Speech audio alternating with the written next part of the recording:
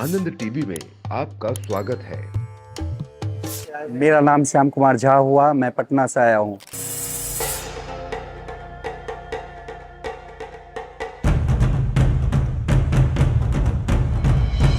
हर हर महादेव।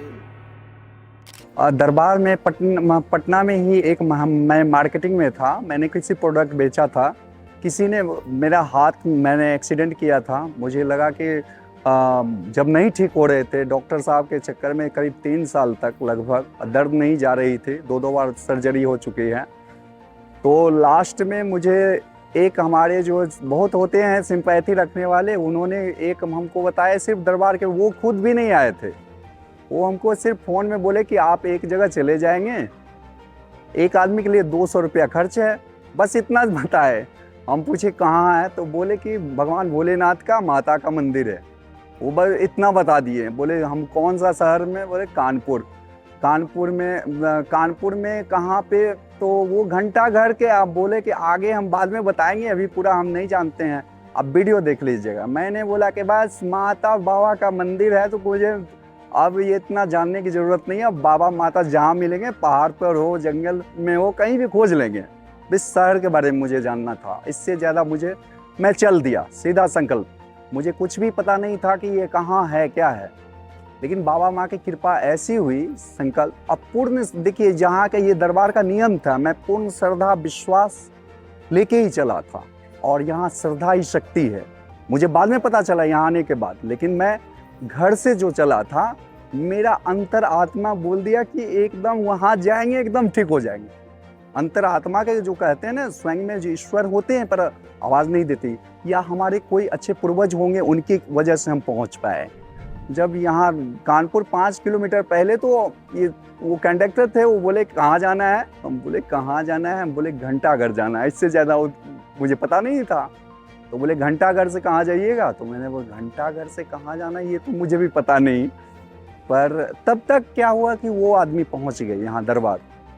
उनसे फ़ोन लगाए तो बोले कि हम पहुँच गए हैं, तो बता दिए। हम बोले इनसे बात कीजिए। मैं वहाँ सीधा बोला रामा देवी चौराहा के पास ही तो हम टर्न लेंगे, वहाँ से हम ऑटो पक बताए, ऐसे कि जैसे जानने वाले हों। बोले वो जानते हैं दरबार को, ऐसे बोल रहे। फिर मैं यहाँ आया, मेरे पास पैसा भी ज़्यादा नहीं था, 2470 रुपये में यहाँ पहुँचा। कोई भी आदमी जो आता है तो पहली बार लगता है कहाँ है, क्या है, समझने के लिए। फिर मैं यहाँ आया और नमन विधि किए। हमको तो पता भी नहीं था नमन हवन क्या विधि है, पहले नमन का क्या विधि है, हवन का क्या विधि है, कुछ भी नहीं जानते थे। यहाँ आने के बाद ही सारे अनुभव हुए हमको। बाबा की ऐसी कृपा हुई कि भंडारा शुरू हो गई, मुझे वो भी खर्च नहीं लगने लगे। फ्री में रहना, फ्री में खाना और मौज, इतना आनंद आया मुझे, मैं वर्णन भी नहीं कर सकता हूँ। लगा कि मैं स्वर्ग में आ गया हूँ। दवा खाते खाते मैं जब आया तो दर्द में ही था। एक हाथ से बैग, एक हाथ में, एक हाथ ऐसे, कोई मेरा ऐसे करके उठा नहीं सकते थे।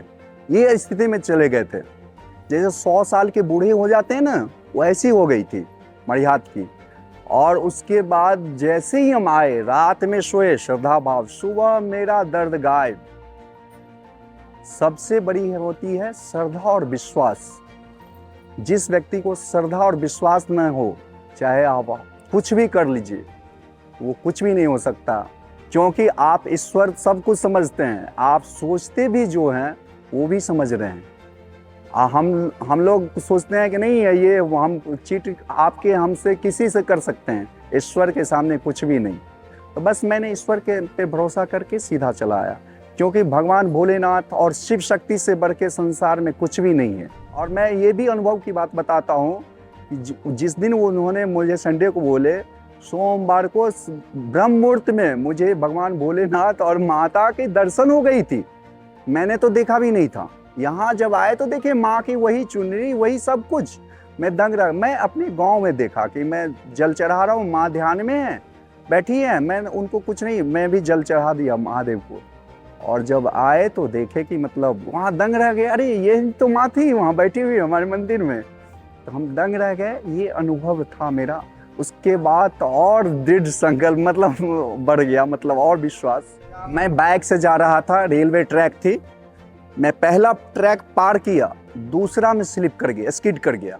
वो थोड़ा सा ज़मीन ऊपर नीचे थी, स्किड कर गया, जिस वजह से मतलब जमीन पर भी नहीं गिरे, वो झटका लगा जैसे जोर से, कहने के पास यहाँ पे टूटा था, वो झटका से, हैंडल के झटका से जोर से लगी। तो उसके बाद सर्जरी करवाए। सर्जरी करवाने के बाद 3 महीना के बाद पस निकलने लगा। वो ठीक होने के बदला 3 महीना तक पस निकलते रहा। डॉक्टर हमको बरगलाते रहे, दवा कराते जा रहे, कोई असर नहीं। 3-4 महीना के बाद फिर धीरे धीरे पस कम हुआ। फिर जाके मैं इतना बहुत जगह भटकने लगा, इतनी बुरी कि मैं साल भर तक ना सो पाता था।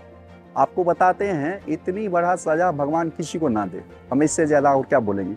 मैं सोता भी था तो दर्द, ऐसे घूमे तो दर्द, मतलब कुछ भी नहीं कर सकते थे, ऐसी अवस्था थी। उसके बाद यहाँ दरबार आने के बाद मेरा जो दरबारी का अनंत कोटि कोटि धन्यवाद, माँ बाबा को अनंत कोटि कोटि धन्यवाद।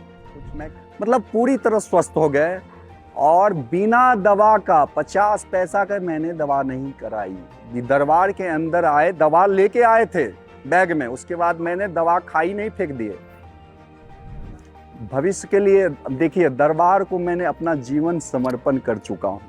अब मेरा जीवन जो है दरबार के लिए ही है, और दरबार की अगर आज्ञा मिले मुझे जब भी सेवा के लिए, मैं हमेशा तत्पर रहूँगा।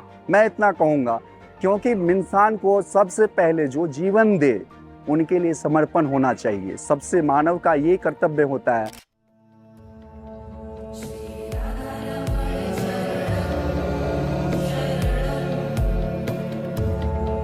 श्री राधा रमण चरणं शरणं,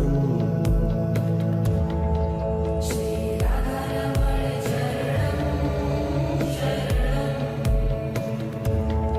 श्री राधा रमण चरणं शरणं। कोई रहस्य नहीं, सिर्फ सत्य है, चित है, आनंद है, सच्चिदानंद है।